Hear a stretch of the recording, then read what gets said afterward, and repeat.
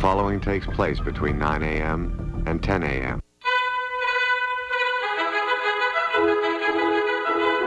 The Lone Liberal.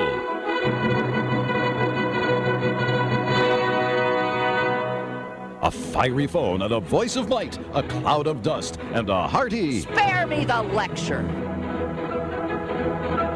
The Lone Liberal, Lynn Cullen.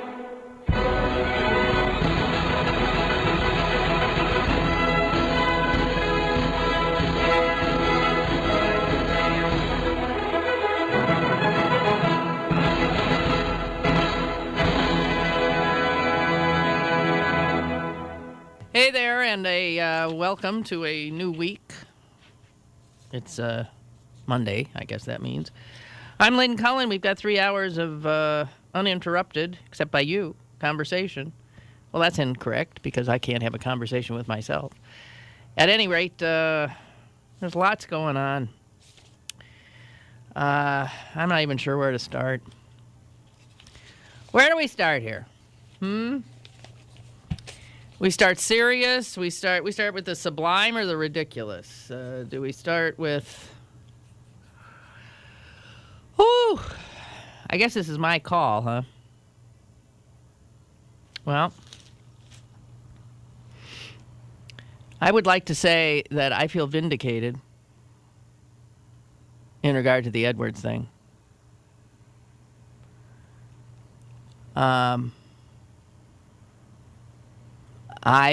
As soon as I learned of it, I found it to be absolutely proper news.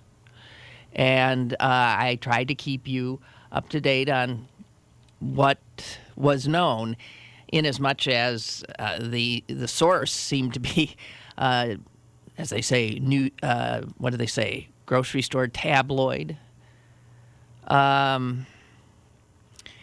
The fact of the matter is this was a story.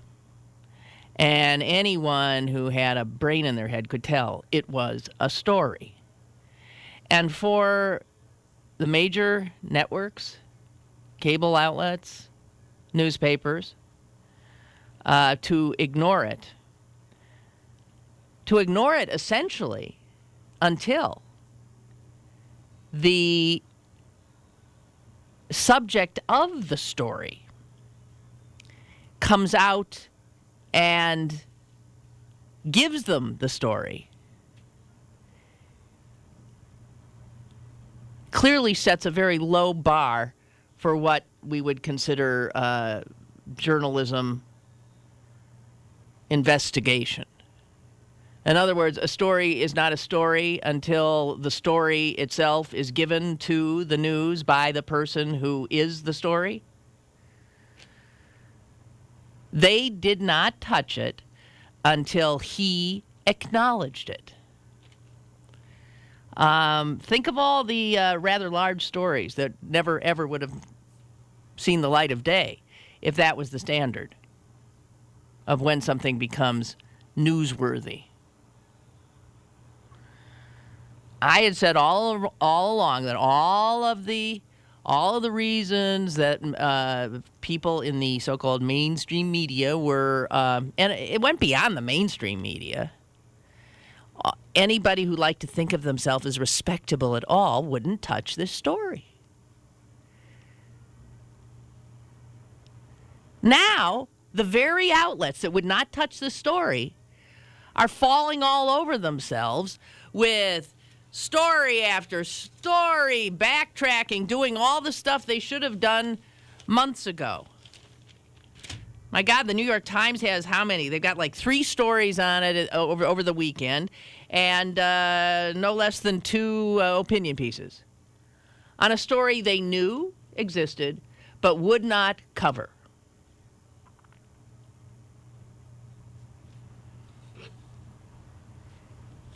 Unbelievable.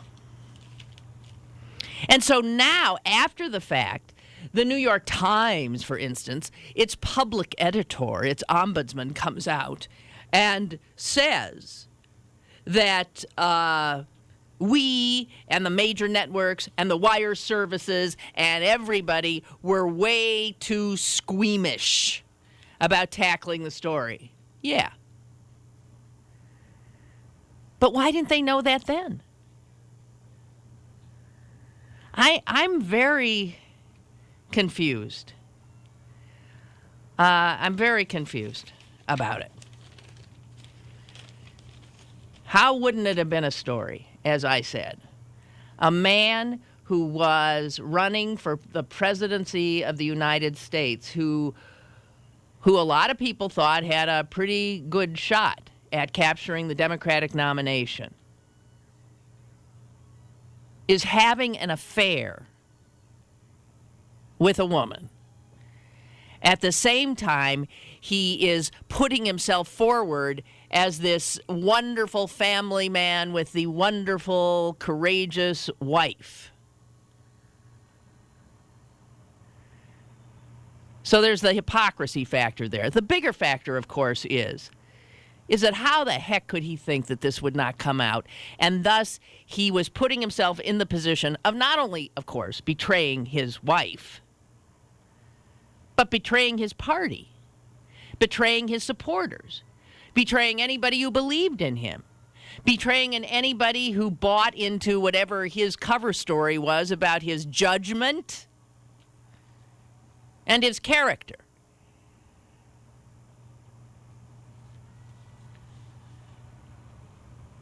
And yet,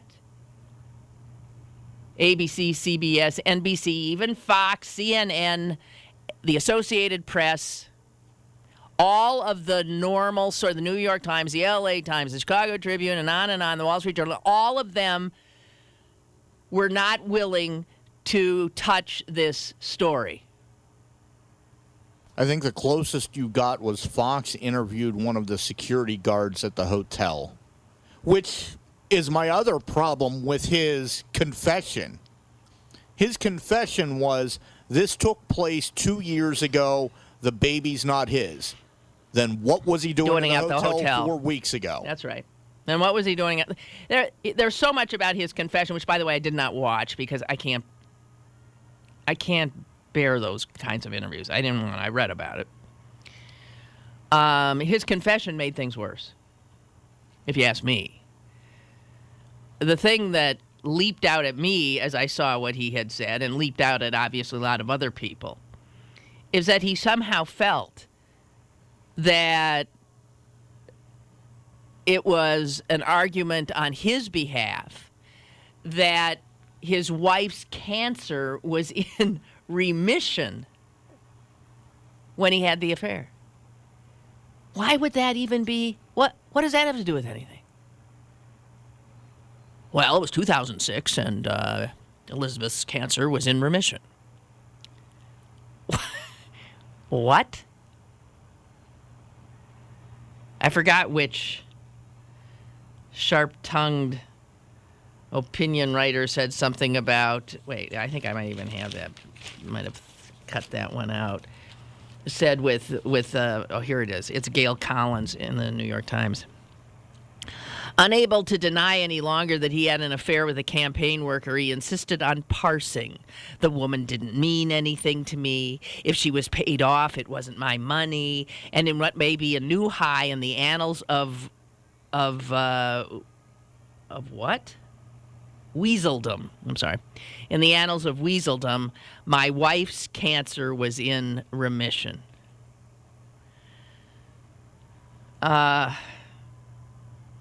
Okay, and as Matt said, and okay, so this is back in 2006. What the hell was he doing at 2:40 in the morning, hiding in the bathroom of the Beverly Hills Hilton Hotel? And I would argue again, where's the media on that?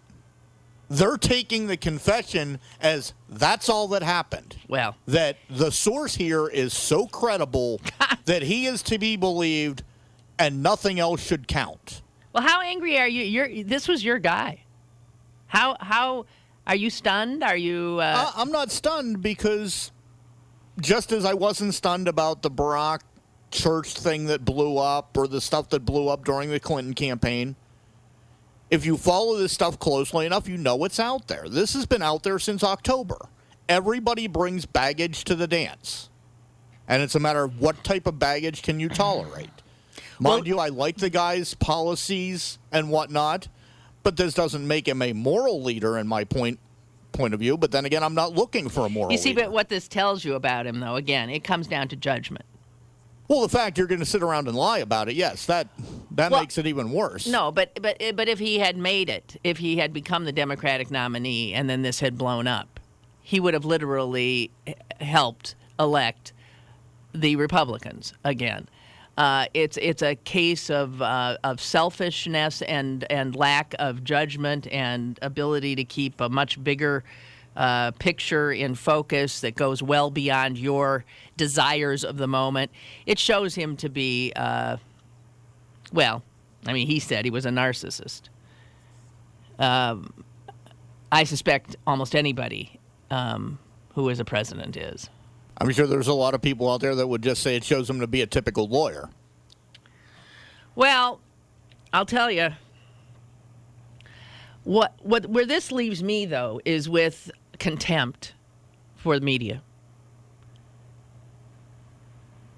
And I told you, I got into I quizzed my some of the local media people who happened to be at my home a few weeks ago about this. This is before the mainstream media decided to acknowledge the story.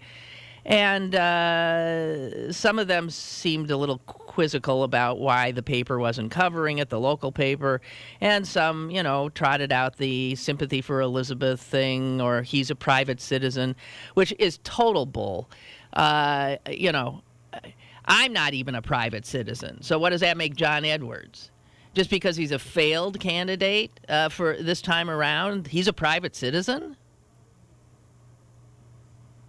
You can't have a recognition factor as high as he has and take a private citizen defense. He is a man who would have been vice president of the United States. He is a man who wanted to be president of the United States. He is a man who, despite his wife's cancer, continued on with her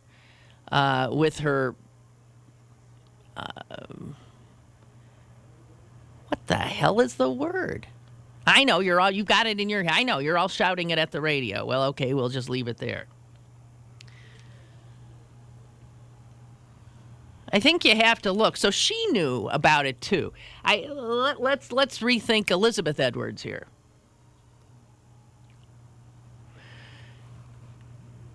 If it's true, and I don't know if you believe him or not, if it's true he confessed all to her in 2006, then it means that she also knew that he had this affair. She also then had to know of the danger of this coming out and scuttling his campaign, if in fact even if he had risen to be the Democratic nominee. And so it suggests that she, too, lost sight of the bigger picture in her ambition for him, and perhaps for herself, to reach that rarefied snail mail address of 1600 Pennsylvania Avenue. Whatever. All I can say is I think the media are showing themselves over and over again to just have lost sight of just basic responsibilities of following the news, whether they're squeamish about it or not. Their squeamishness is not a standard I learned when I went to journalism school.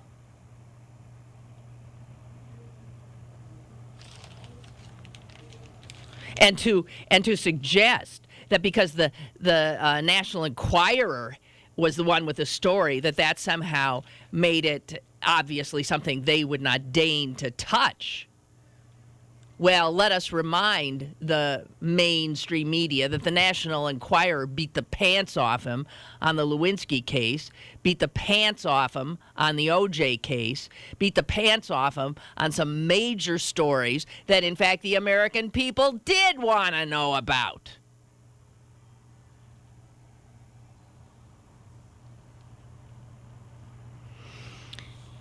And last year, while he was still a viable candidate for the Democratic nomination, he was interviewed by Katie Couric on 60 Minutes, and here's a quote from that.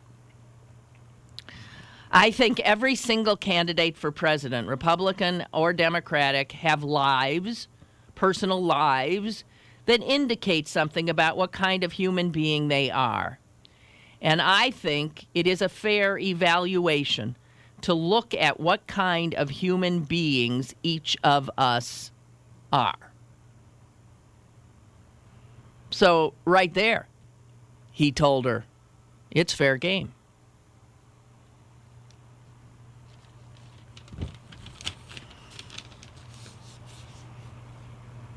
I don't know. And the more you learn about it, the more his so-called, coming out with the truth now doesn't ring true. This woman was paid off, and he knew it. Don't tell me he didn't, because the man who paid her off took care of her, got her out of town, got her in a $3 million house somewhere in California. That man was his finance chair, was he not? This Dallas, some Dallas Moneybags guy. He's the one who's been writing the checks to her. And also apparently wrote a few checks for the guy who took the fall for him, saying it was his son, his daughter. And how brave of Edwards to say, I'll take a paternity test, if he knew full well that she had been paid to refuse. And it should be noted, Mr. Young, I forget his first name, who's allegedly the father of Andrew Young, who's allegedly the father of the baby. Yeah. His name is not on the birth certificate. No, nobody's name's on the birth certificate. Gotta tell you. And for those of you who are, up on current American fiction, you might know the name Jay McInerney. Jay McInerney is a rather well-known writer, and it turns out he was the boyfriend of this woman. Back in the day, before she had reinvented herself as who she became when she met John Edwards, because her name was Lisa Druck. And she went off to New York City and became part of a coke-addled elite social set. And when McInerney wrote, I'm blanking on which book, he essentially used her for one of his characters.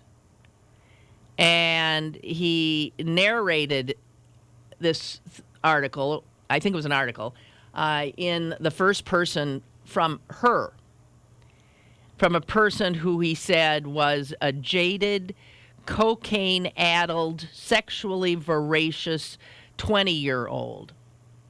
And he says he has acknowledged that narrator in one of his pieces was modeled after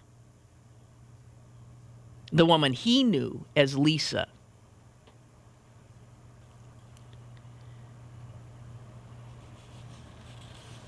Sexually voracious and cocaine-addled. And again, I ask you, what does this say about John Edwards? Judgment. All right, I got to get a break in here.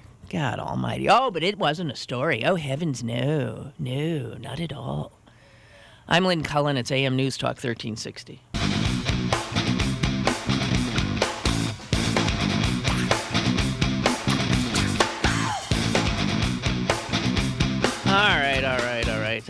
got an email from someone saying they don't understand why I'm so stuck on this story. I'm stuck on it and have been from day one, not so much because of Edwards, but because of the media's judgment.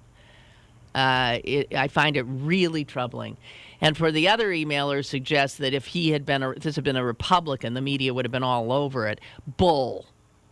This had nothing to do with that because the media outlets that steered clear were not all part of that, what you like to think of as liberal media. And if that's true, how do you explain how the so-called same liberal media were all over every aspect of the Lewinsky thing, every aspect of the Elliot Spitzer thing, and every aspect of the Gary Hart thing? I'm trying to think of all the other Democratic philanderers. That is such bull. My gosh, how we love to just twist things so they fit into our own little personal prisms. I don't know.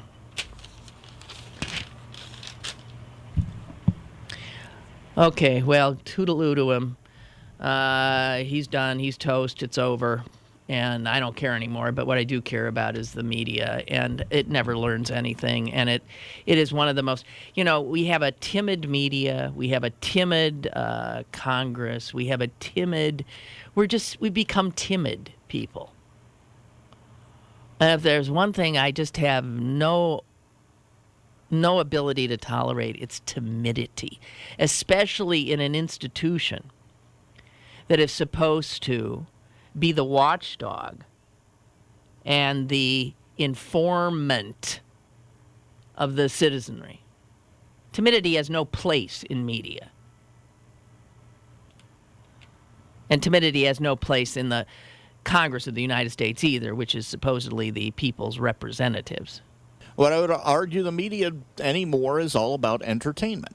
Friday night, I get off. Yeah, but what's more entertaining than this, if it's really that?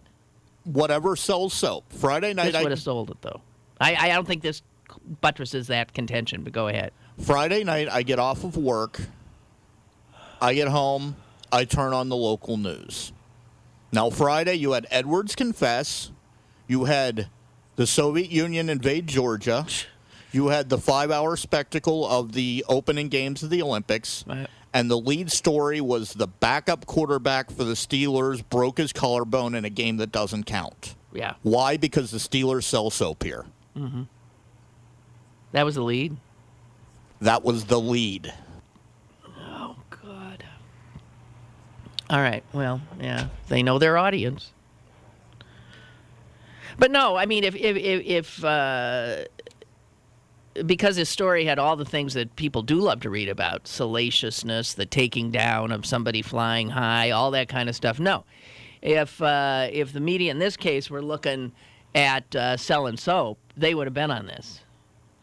So this is something else that was going on, and this was it was self-protective in that they didn't want to acknowledge that somehow they had fallen down on the job and to give any measure of credence and or respect to this smarmy tabloid that had, that had bested them yet again on a major story. And it's also, I think, had a lot to do with this sympathy for the wife. But you know what? That is not media's place to worry about Elizabeth Edwards' feelings. Obviously, her husband hadn't. And the media aren't there to worry about Elizabeth Edwards' feelings. And as I've said, the more you think about it, she was in on this cover-up. And she was also in on selling him in this sort of phony baloney way.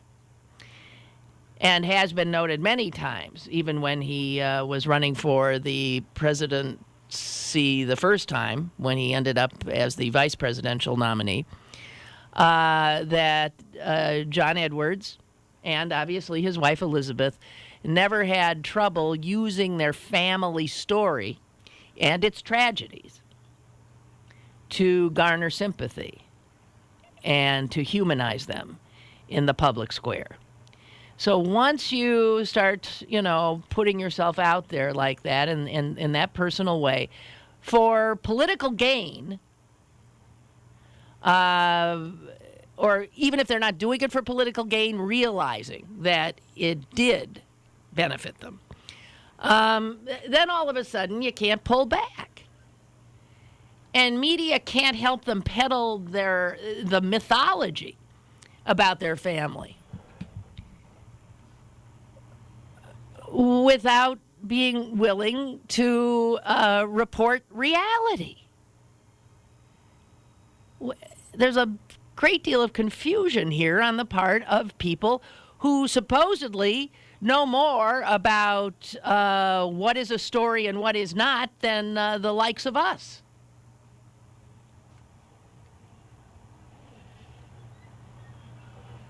It's mind-blowing.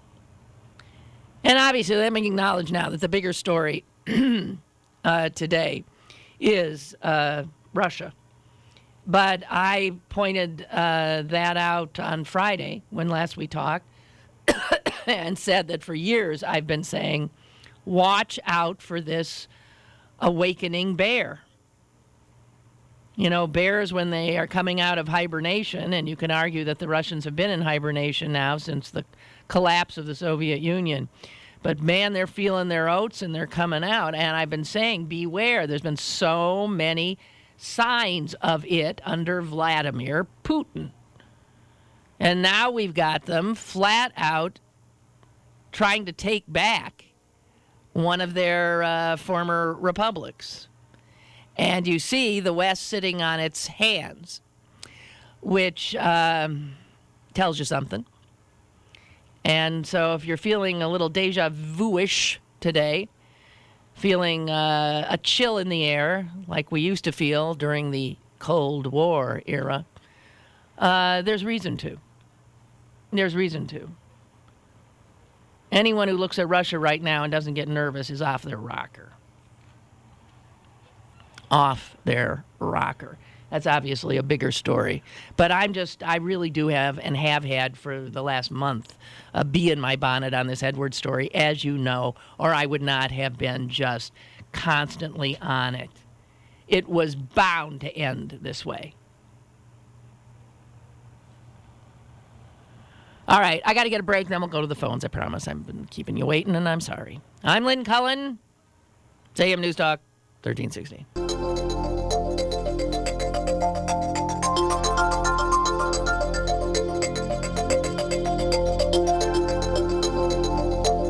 Okay, back to the phone. Cynthia, go ahead, please. Hey, Lynn. You know what gets me about this? They knew this before he decided to run. They jeopardized all of us.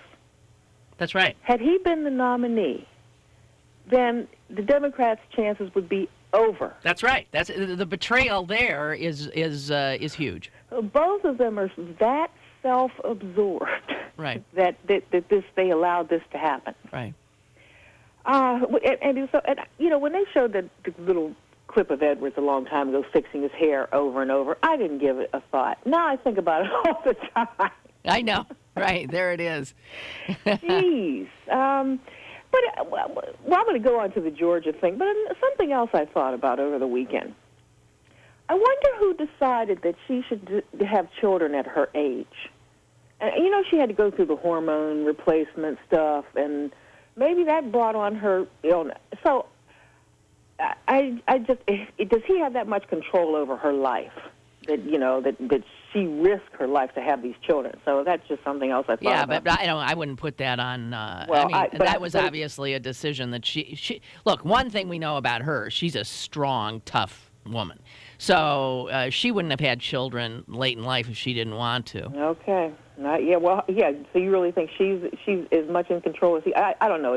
I wondered. Absolutely. I mean, I think of the two of them, who strikes you as the stronger person? Well, you're right. He's a punk. Okay. Yeah. Right. Yeah, his behavior. Right. Proved it, running the bathroom, hiding. Yeah.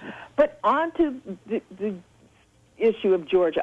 Yesterday I was watching Wolf Blitzer, and the president of Georgia was on there saying that we need to do something. we can't do anything. I don't know if you share my opinion or not. What? We can't do anything. We can't take on Russia to help them. No, we can't. No, we can't. We're not, certainly not going to, because and that's what the poor Georgians didn't realize. Well, now they do. They started this, and so I had to wonder: was this started,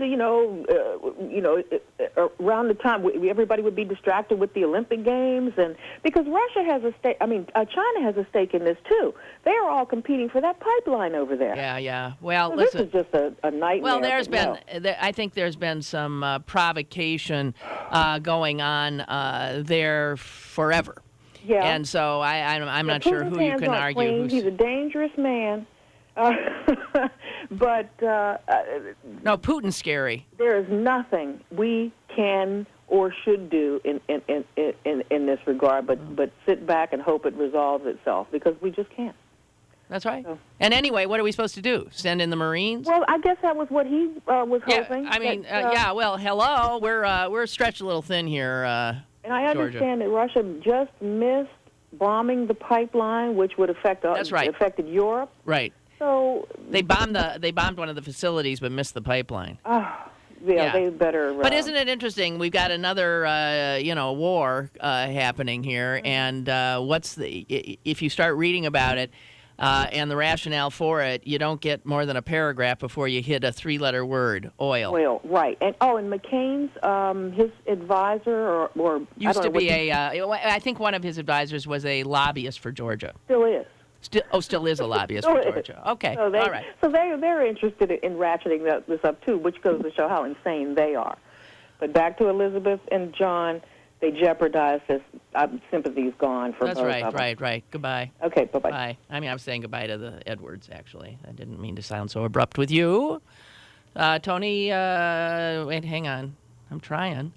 There you are. Go ahead. I have, I believe, 4 aspects to this. Matt's insight is amazing on many things. He's right, his obsessiveness with entertainment, lottery number, but I also believe his professional jealousy, too.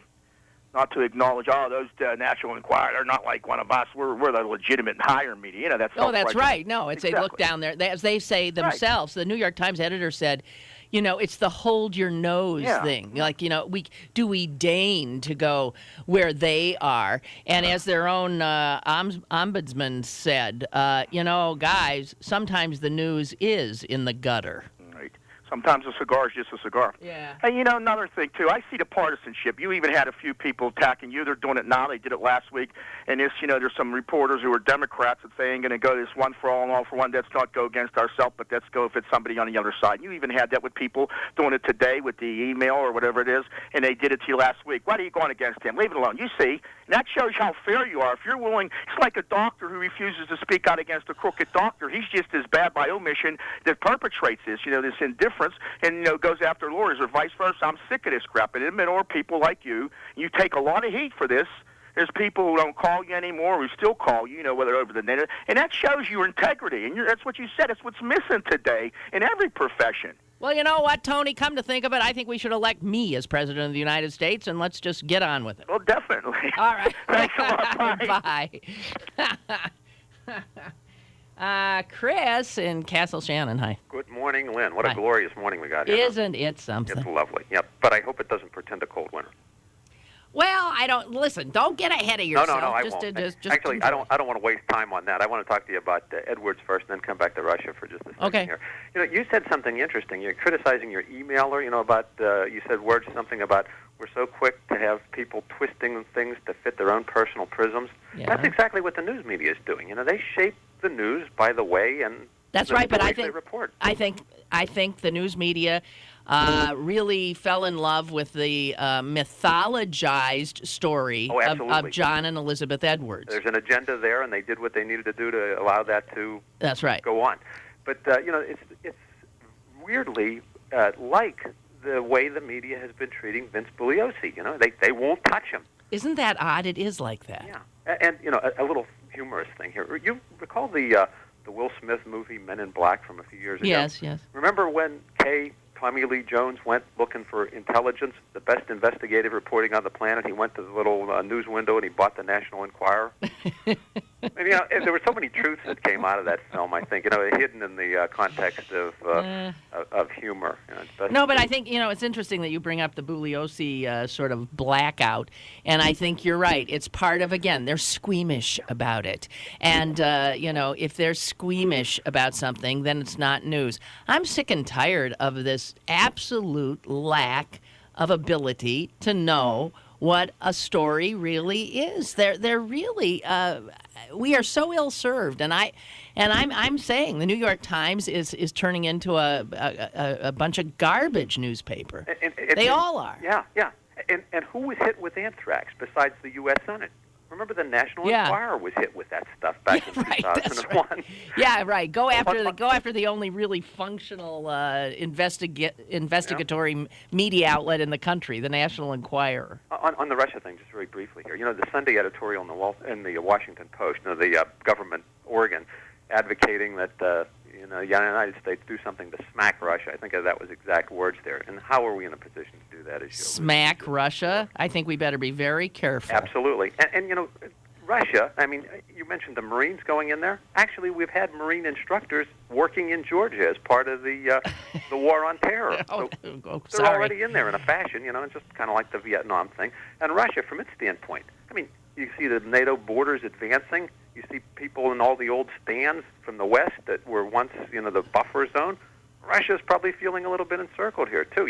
I don't like it, but I, can't blame them. Right. But also they're feeling this resurgent national pride. Yeah. And, Putin is as popular in Russia as George Bush is unpopular here. They love him because they feel like, they're regaining their manhood. They can find their chest, stick their chest out, and look good. The world's looking a lot like 1914 here. Heck, if Georgia was in NATO, this would have essentially had us at war with Russia. Yes. Amazing. I'll let you go, Lynn. Bye. Thanks for your time. Bye. Yeah. It's scary. We're in Scaryville again. Rosemary, I hope you'll hang on there, but I do have to get a break in. 412-333-1360 is the phone number. I'm Lynn Cullen. It's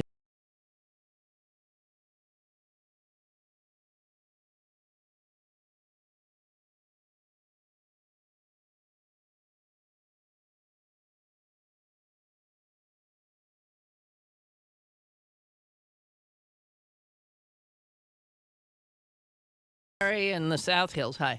Hi, Lynn. I just want to talk about, what the news chooses to cover and what it doesn't. I had sent you an email. I'd also talked to Claire a week and a half ago because Representative Tim Murphy's office had called the police on me. And so the group I belong to, Universal Single Payer Health Care, they did send out a press release so people would know that here were 3 older women who were coming in to present a cookie to Representative Murphy's office to celebrate the 43rd birthday of Medicare. And they called the police and said that we were threatening because we wanted to bring a cookie in. And not one local person has followed up on that. And I'm really, really upset about it. Well, okay, let me just suggest that here's what I think it would be. Your intent in delivering the cookie was what? To celebrate. No, it wasn't. Yes, no. All right. Jim Furlow it was had to a 43rd provoke. birthday party for Medicare. Okay. Who he invited all the local representatives and political people. Mm-hmm. Well, Senator Pippy and Representative Murphy, I'm not going to say because they're Republicans, but neither chose to come. So we thought, well, okay, we'll take the celebration to them. The idea being, we want Medicare. We don't want, well, actually, we want Medicare for everybody, but particularly for the elderly. And we thought that they should know that their constituents were supporting Medicare and didn't want it privatized. Okay. Now, and so because you live in a media age, you knew that you might have a greater success at attracting the attention of media if you had a little, well, to use the song from Gypsy, if you had a little gimmick. And the gimmick was the cookie. Okay. Okay? And here's my sense. Murphy's people overreacted. They did exactly what you wanted them to. No, Lynn, No. no. Okay, maybe. Well, my guess would be they did what you wanted them to, but then you felt let down because media didn't pick it up as a story. I think you're being unfair to me. Really? Yeah. I think I'm being honestly realistic. want my opinion heard by my representative. If we really wanted this to be a media event, why didn't we invite the media? Why didn't we, send out a press release saying we're going to Murphy's office? Come with us. Well, That was not our intent. Yeah. Our intent was to make our wishes known to our legally elected representative. But you did have a cameraman with you to take All the right, event. so yes, we did, because we were doing a birthday party. We filmed the whole thing at Furloughs, which we do have a website. So the idea now, as soon as the guy saw the camera and took offense at it, which again, I got to tell you, the guy wasn't running it right, so it wasn't even running when we went in. But nobody's going to believe us anyway. But okay, so the point being, why is it assumed, and even by you, that we were doing something wrong? So when we went down to Pippi's office... No, it's not that you're doing something wrong. I'm not saying you're doing something wrong. I'm saying you did something calculated. No, see, you're being Well, unfair. there's nothing wrong with being calculated. No, I'm I don't just wanna saying. be calculated. I'm just saying that I think media don't, especially they don't like feeling like they're being manipulated into covering a story, and I think that's probably why they didn't do it. I mean, they were being manipulated by the Inquirer to cover Edwards, and that's why they didn't do it? No. I'm talking about your case with. Well, the I know, cookie. but I'm trying to get a connection here. Well, I don't know if there's a connection. Okay, so the point being that because I was an individual, I was assumed to be looking for ulterior something or other. I don't understand. Well, look, I cannot pretend to know your motivation. All I'm saying is that, I'm no babe in the woods, and I understand how people now are starting to understand that you need to in order to get attention, you have to have something the media will go for. And this makes me sad. This really I'm makes sorry. me sad. Well, I'm telling you, this is where I'm giving you the view from the media's point. So they're assuming, just like Murphy's office did, that I was there to cause trouble. So when I walk into a bank, does everybody assume that I'm going to cause trouble, or do they wait until something happens? The fact that you came in person bearing a cookie is that aggressive? That is Tell me. extreme. What kind of cookie was it? It was a giant eagle cookie. Well, Rosemary, I don't know. You could see right in it. I don't know. If I were smart, if you were smart, excuse me, if you were smart, I think I'd. I don't know. I look. I understand what you're saying, and I wish you would understand better what I'm saying. But media, just maybe because I will become savvy. Maybe that's what I need. Maybe we should have hidden the camera and then walked in. Once we got in, then pulled the camera out. That would have been manipulative. all you were trying to do is the same kind of thing that it happened over at Furloughs. No, what the media do all the time, which is it was a kind of, to me, what you were doing was a not kind of a shotgun gotcha thing. journalism No. thing, No, which is it wasn't. okay. I mean, I'm not saying, but I think media don't like you stealing their kind of shtick. All right, but here's my basic bottom All question right. and concern. Am I ever allowed to go back to Murphy's office again? I am known there. I drop stuff off, materials off there all the time. Of course. When And I I think- mean, there was no way that, you were threatening them. See, and so will I never be... Now, the police, their solution is we'll call before you go. I didn't want an appointment. We knew he was still in Washington. You should not have to call. That's my to go point. see- no. Exactly, but I'm afraid I got like a protection from abuse. Well, why don't you go over litigant. there right now and see if anything happens? Just Oh, don't. thanks, just Lynn. don't bring Can a. you be my one phone call Yeah, from right. jail? Yeah, sure. You call me and just don't bring a cookie. It's very provocative. Goodbye, Rosemary. Goodbye. Bye. Oh Lord. Ann, go ahead, please. Ann, you there? Ann.